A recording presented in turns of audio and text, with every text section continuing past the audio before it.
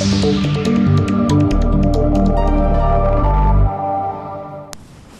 Illinois River is a tributary of the Mississippi.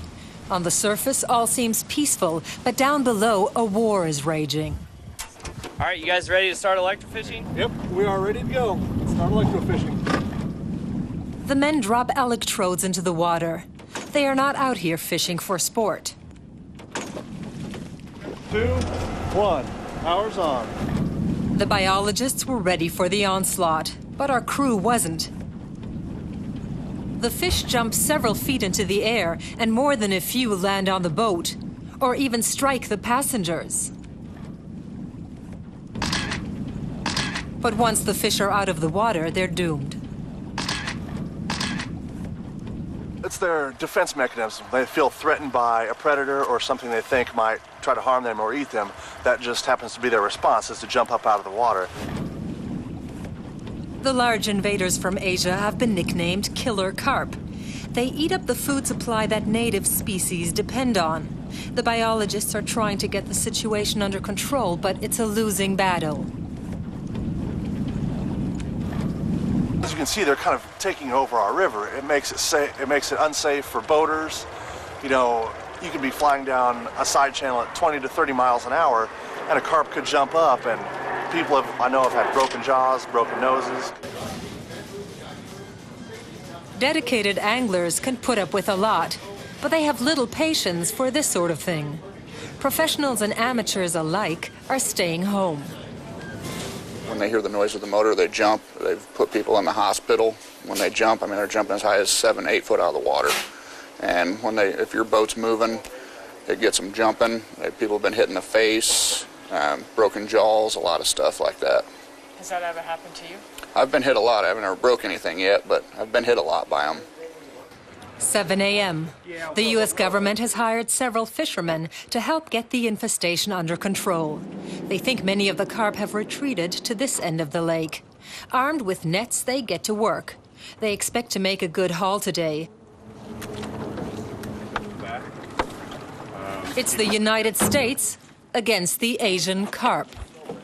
If you can see down their mouth or not. They're a filter feeder. They strain the plankton out of the water, and you see the gills down through there.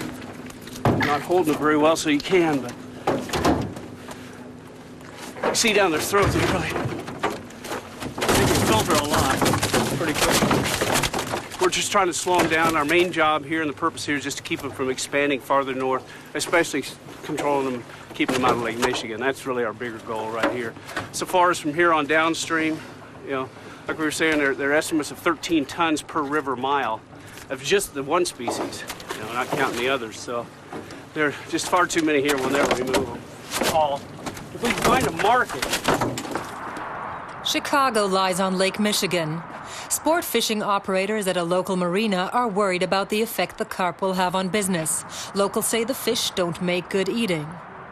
Once the Asian carp are in Lake Michigan off Chicago, there is nothing that will stop them from going through all of the Great Lakes, and every city that touches the Great Lakes and all the states will be impacted by them. There is nothing to stop them once they're in Lake Michigan. In a national emergency, the U.S. often calls out the armed forces. The Army Corps of Engineers has set up electrical barriers, hoping to stop the invasion in the canal that connects the Mississippi with the Great Lakes. Stuns them is the best way to describe it. They'll swim upstream, they'll hit that, it'll, you know, knock them off their rocker a little bit, I guess, and they'll stop swimming and float back. It won't kill them, per se, unless they continue to move upstream somehow, if they're not stunned by the first blast that they feel. Back on the Illinois River, the Asian carp are firmly entrenched in the waters around the town of Havana, 250 kilometers southwest of Chicago. Biologists from the University of Illinois use electrofishing to try to get some idea of the carp's numbers here.